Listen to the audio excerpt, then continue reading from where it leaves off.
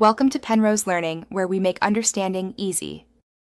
You start by confirming the TV is on the correct network and has an active internet link. This matters because YouTube needs stable bandwidth.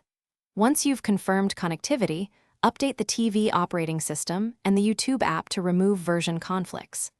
Now restart the TV, router, and modem, power off for 30 seconds, then power back on. This clears temporary network and app states. Make sure to keep the remote handy and watch the network indicator while the devices boot. Once the basics are done, dive deeper into network settings. Check DNS and switch to Google or Cloudflare DNS if name resolution seems slow.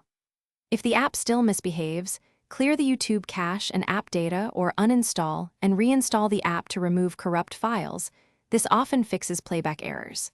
Then test streaming from a phone or laptop on the same network or create a hotspot. This helps you determine whether the issue is the TV itself or the internet service.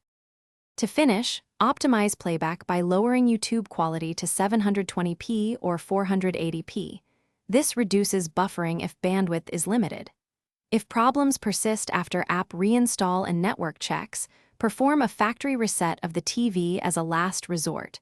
Remember, this erases settings, so document Wi-Fi and account credentials first. If it still fails, note the exact error message and check whether YouTube servers or your ISP are reporting outages. That single piece of information speeds up support and prevents wasted troubleshooting. Thanks for watching. If this was helpful, leave a like and consider subscribing. See you next time.